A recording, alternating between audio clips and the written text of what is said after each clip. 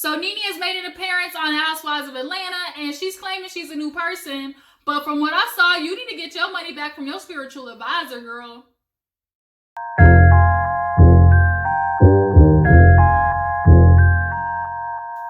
Hey, you guys. Hope you didn't miss me too much. Thank you for tuning back into your girl, Gigi.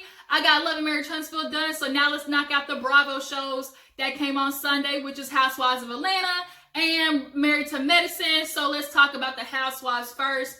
Honestly, this episode was, as we can see, the bridge to Nene coming back into the show after her little 2-episode, repercussion, whether it be about the fact that she spit on Kenya or the fact that she knocked the damn cameraman's teeth out because, the girls wanted to go into her fabulous closet that she was bragging so much about. Now the damn cameraman got veneers just like her. Like, dang, Nene, like, you seriously got some issues. There's a lot of damage that's going on in there because the way that you treat people anyways, like, it's just a tall tale sign that you got some issues you need to work out. So, hopefully this spiritual advisor is everything that you hope it is, but for me, it ain't gonna last long because deep down, Nene, you always complain you ain't got no real friends because you always the best friend.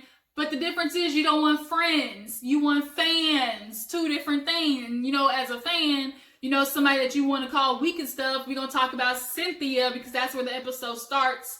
By the way, don't forget to hit that subscribe button, though. You always be watching my clips. Y'all go ahead and hit that button so you can join the fam, okay? So, speaking back of Cynthia, we're going to get into the start of the episode, which is her and Eva. Now that they're, butt buddies, they're going house hunting. Eva, what is it, child? Like, I don't want to believe that you in financial ruins, as Marlo like to put it, but you move around more than a bee in pollination season. Like, girl, you still haven't found this home and you want to blame it on, I just haven't found the right thing. I'm very particular. But bitch, you in the smallest cramped apartment that y'all keep complaining about and you need to get away from your crazy ex-baby daddy. Like, I would think that you, in Atlanta, there's a nice, decent amount of homes. Like, girl, I don't think you broke necessarily, but I don't think you are, as comfortable off as you trying to make it seem. That's all I'm saying. Because it ain't that hard, girl. It ain't that hard to move. You making this shit, like, hella difficult. So they go into the first house, though, and it was actually very nice. Had decent, amenities and whatnot. But not for her, too small, whoop-de-woo. So now her and Cynthia, they're sitting down and bonding. We all know they got to kind of a rocky start because Eve got called out for her little, backpedaling, pussy popping that she was doing last season. But now that they're, better and they're done, trying to do Battle of the Models, they're kind of cool now. So they start talking about, how things going with Eva. She's replaced Portia at Dish Nation now that she's out on maternity leave. But Eva's like, damn, bitch, I need you to come back. Like, I'm due any second now. Like, girl. And Eva, go ahead and just get your coins while Portia's out, okay? Cynthia was thinking Portia might have done, Dish to kind of distract herself from all the BS that's going on with Dennis. But right now, Portia is just in goddamn, she's in ruins. Like, this fucked her over the head real good. So now she's depressed with her baby, closeted up in her home. So then they get to talking about, their friendships with everybody, and Nene comes up, of course.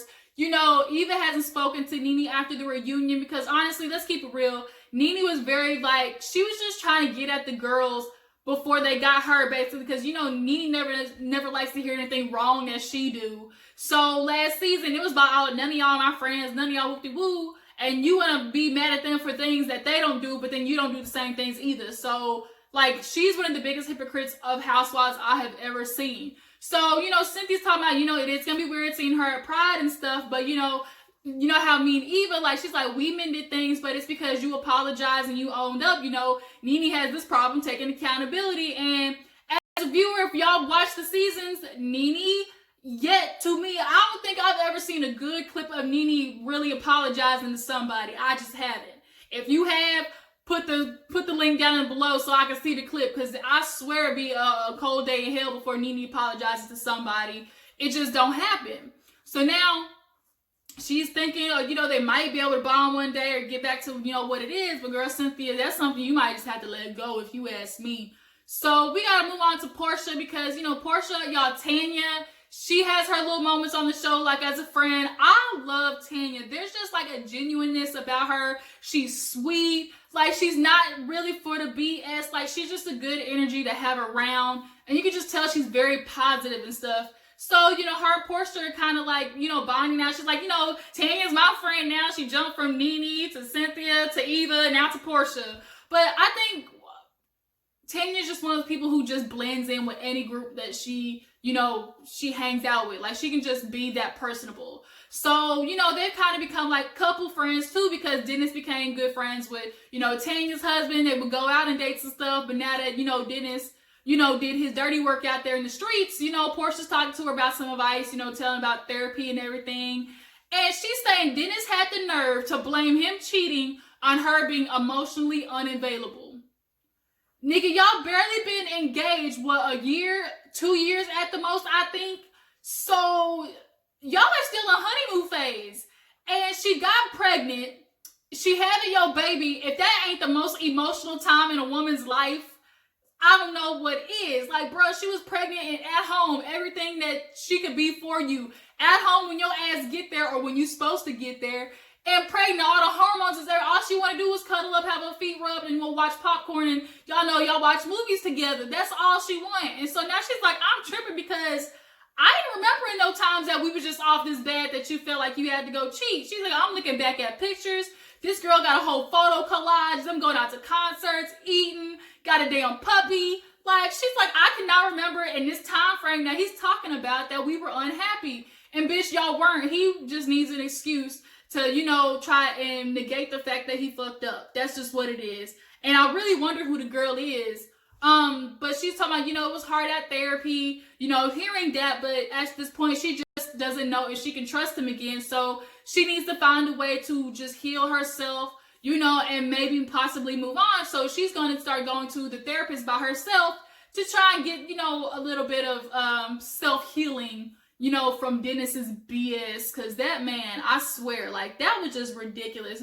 Oh, you emotionally unavailable. Last time I checked, you know, emotions only play like 10% of sex, buddy. Like, so you going to the other woman because she was emotionally available or because she was just something for your dick to get wet in? You know, Dennis, which one is it? So now I think after that, we see the scene where Kenya, she has her baby, you know, Brooklyn, and her cousin Shay comes over. Shay's very beautiful, you guys. But Kenya, you know, is a helicopter mom. Bitch is hovering over Brooklyn. Like, I don't even know. Like, bitch is like on her like white on rice. The damn cousin tried to pick the baby up to hold her, and she about had a damn near heart attack right there in the kitchen. No, don't do it like that. You know, you gotta open the seat and stuff. And she's like, girl. So she pulling Brooklyn out. The damn cousin can't even hold the baby. So then, you know, they start getting into conversation of Marc coming down to ATL and, you know, the struggles of things. And y'all, this episode, if this wasn't the most telling episode about how their relationship is, I don't know what was. Because that scene later on in this episode we're going to talk about was nothing but a train wreck, okay? So she's talking to her friend like, you know, I'm starting to feel, you know, a little neglected. I'm almost kind of jealous of my daughter.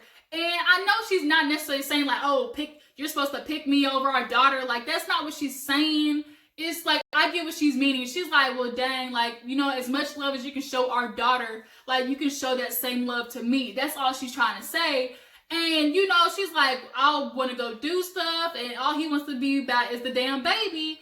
And the fact that it's like that for him is just starting to make me feel like that's all he wants. Like, he realized, I don't even think Marc honestly wanted to have a baby with Kenya. I think it's just something that happened, and, you know, they got caught up in the moment. Now, for Kenya, it's a great thing, but for Marc, it's kind of like, well, like, I guess I'm just going to have to take it. So he got other kids, so, like, he just knows how that is. So the cousin's like, well, are you doing anything to help? Like, you go, like, do you try to talk to him about it? She's like, girl, I can't even get in the damn bed alone with this man. He got Brooklyn in the bed with us. Now, nigga, your baby can have a crib on the other side of the room. Why the hell is it sleeping in the middle of both of y'all? Like, I'm really starting to think, like, either Marc, you don't love her, you might be a tinge, you know, a little sugar in the tank. Cause there ain't no way, like, I'm sorry, sometimes I do get undercover gay from Marc, I just do.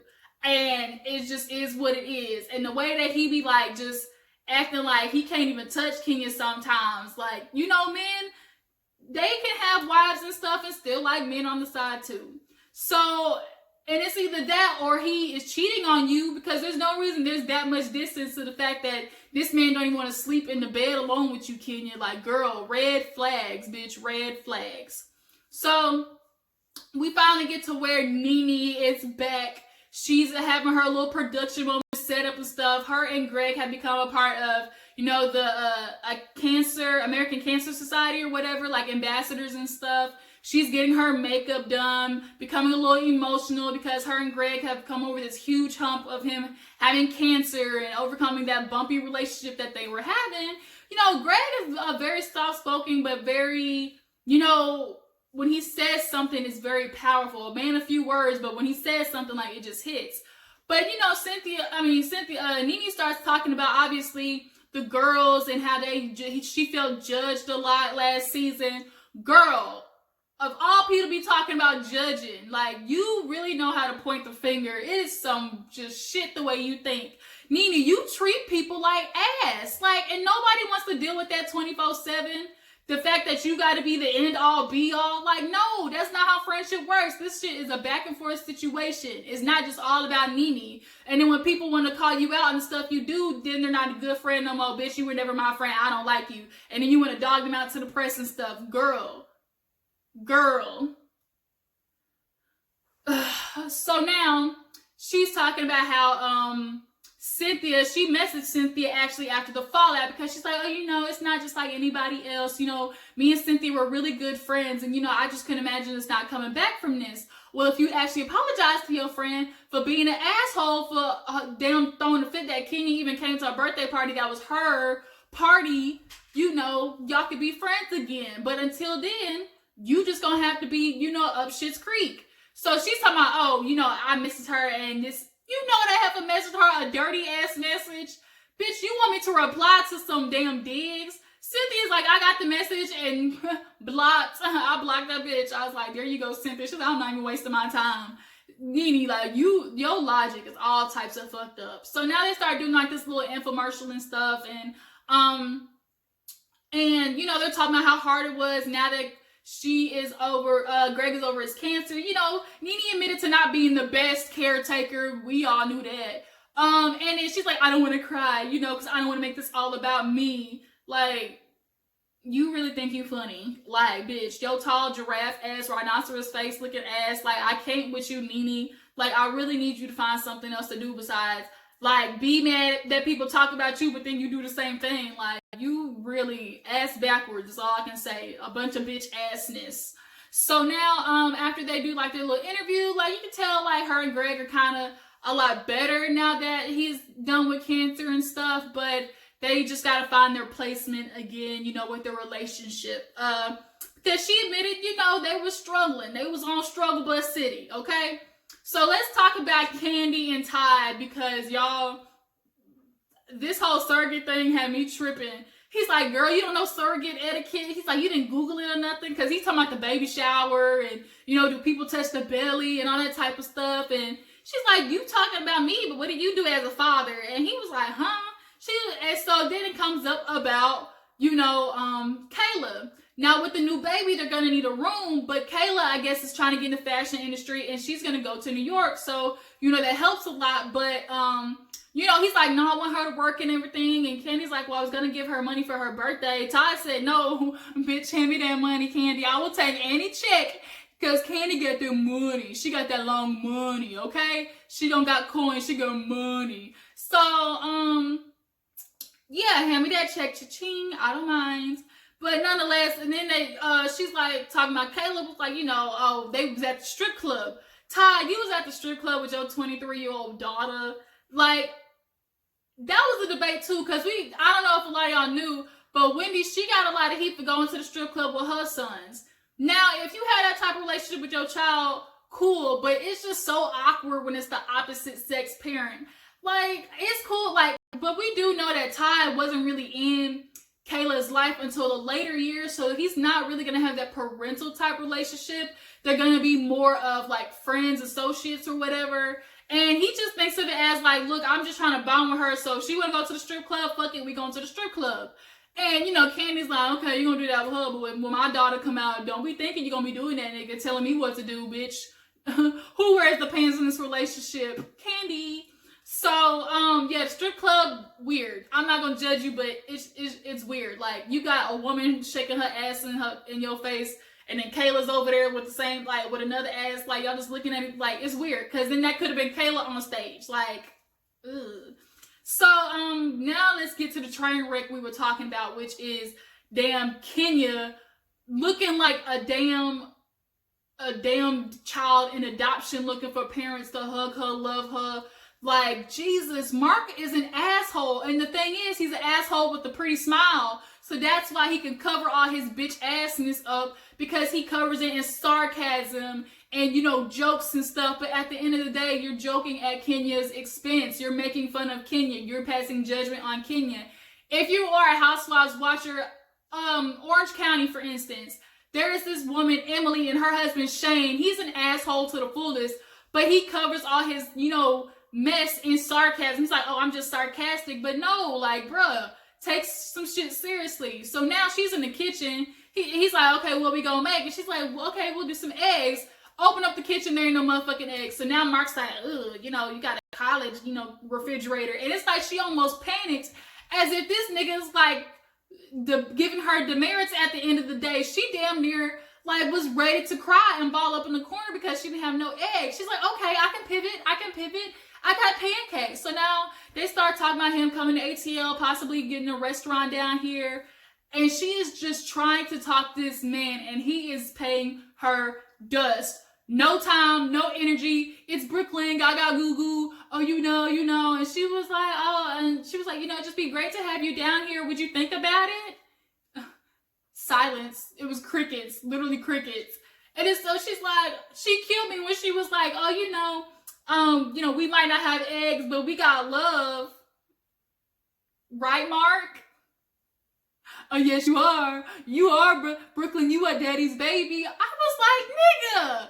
Like, bro, Kenya was just stuck. Like, it was the biggest train wreck. I don't even fuck with Kenya like that, but girl, not even you deserve that. So then they sit down, and she gets into the prayer, and if y'all couldn't read in between the lines of that prayer, bitch almost started crying, talking about, pray that we work and, we stay with love and just everything. And she's just trying, y'all. And y'all, we all know that Kenya has wanted this whole marital thing. So, she's struggling with the fact that, dang, like my daughter is stealing my husband and I can't get no time with this man. Like, damn, I can't even get dick down on the regular because my baby, is in the way. So now they talk about the birthday and he's like, oh, we're not going to do nothing because she wants to plan something for them. He's like, no, Brooklyn's coming with us.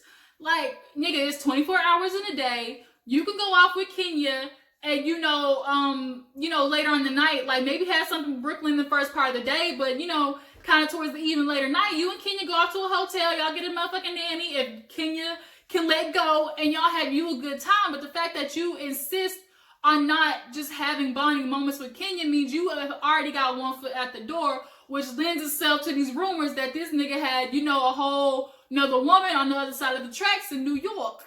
But Kenya, girl, like, I'm sorry, girl. I feel sorry for you because Marc is a straight up douche bag with damn 2009 diamond earrings in his ear. And because he's, light-skinned boy with the, light-skinned face that they do, that them niggas do. Like, she is gonna put up his BS and she shouldn't. So let's get to the damn Pride. So it's Pride Day. Everybody's getting ready. We see Nene's got to get her gay hairstyle, whatever. Because the gays love her. The gays love me because my personality. Like, girl, too much. And that's the reason why you got issues because, the gays, as you want to call it, be pumping your head up and you feel like everybody else should be about you that same way. And it don't be like that, girl. Get your ass back into reality. So in the meantime of that, we see Cynthia and Eva talking and the damn interview of Nene calling Cynthia weak, a follower. I would never turn my back on her. Nobody could ever convince me to treat Cynthia the way that she did me. And I'm like, do you not remember these past seasons, Nene? Like, you're on camera treating her like straight up shit. And the only reason now you want to call her a follower is because she's with other people. But she wasn't a follower when she was with you? Is that the problem? Is that what we're getting at? So even like, girl, like F you. And Cynthia's like, I'm over this BS.